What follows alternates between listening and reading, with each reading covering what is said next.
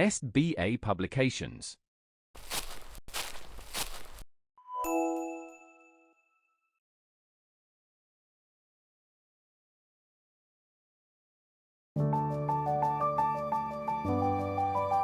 नमस्कार प्यारे बच्चों, मैं विनीता नौटियाल और आज आप लोग मेरे साथ पढ़ने जा रहे हैं आपका पाठ 4, जिसका विषय है शब्द और वाक्य।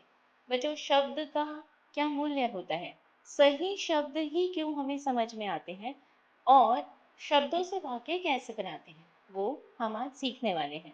तो आइए शुरू करें। शब्दों की परिभाषा और वाक्य की परिभाषा, ये आज आप सीखेंगे। ठीक है, पढ़िए और समझिए। वर्णों का ऐसा समूह जिनका अर्थ सार्थक होता है, ऐसे समूह को हम क्या कहते हैं? शब्द कहते हैं। सार्थक मतलब समझ में आने वाला, मतलब जिसका कोई अर्थ निकले, उसे हम सार्थक कहेंगे। जैसे पुस्तक, लकड़ी।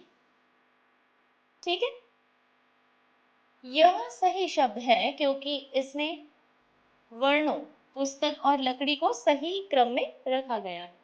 अब वो बोल रहे हैं कि ये आपका एक सही शब्द है क्योंकि इस शब्द में और इस शब्द में वर्णों को सही प्रकार सुव्यवस्थित किया गया है। पर यदि हम इन्हीं शब्दों को इस प्रकार लिखें, कचपू, कीड़क, तो इन शब्दों का कोई अर्थ नहीं निकलता है। अतः अर्थपूर्ण शब्द लिखने के लिए वर्णों का उचित क्रम में प्रयोग आवश्यक है। इस प्रकार हम कह सकते हैं कि वर्णों के सार्थक मेल को हम क्या कहते हैं? शब्द कहते हैं। अब है वाक्य। जिन शब्द समूहों का कोई ना कोई अर्थ हो, वे वाक्य कहलाते हैं। जिस प्रकार वर्णों के सही मेल से शब्द बनते हैं, उसी प्रकार शब्दों के सही मेल से वाक्य बनते हैं। जैसे प्रिया पत्र लिखती है, ये सभी शब्दों का एक सही मेल है जिससे एक वाक्य बन रहा है जो हमें समझ आ रहा है। अमन खेलता है, ठीक है, ये हुए आपके दो वाक्य। अब अगर इन्हीं वाक्यों में जो शब्द दिए गए हैं उन्हें हम कुछ इस तरह लिख दें। अब इन्हीं शब्दों से बने इन वाक्यों को पढ़िए। लिखती है पत्र प्रिया, क्या ये कोई सही वाक्य हुआ? है खेलता अमन, इनमें से दोनों वाक्यों में से किसी भी वाक्य का कोई अर्थ नहीं निकलता। इन वाक्यों का कोई अर्थ नहीं है। अर्थपूर्ण वाक्य लिखने के लिए शब्दों का सही क्रम में प्रयोग आवश्यक है। अतः हम कह सकते हैं कि सार्थक शब्द समूह को ही वाक्य कहते हैं। आइए इसी बात को कविता के रूप में समझें।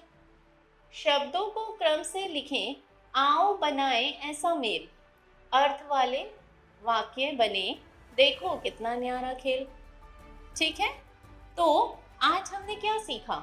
हमने सीखा वर्णों के सार्थक मेल को शब्द कहते हैं, शब्दों के सार्थक मेल को वाक्य कहते हैं।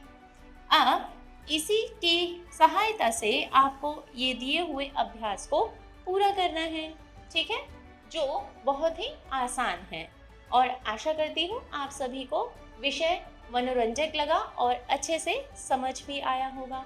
अब मैं आपसे मिलूंगी आपकी अगली कक्षा में। तब तक के लिए आप सभी बच्चे सीखते रहिए, स्वस्थ रहिए। नमस्कार।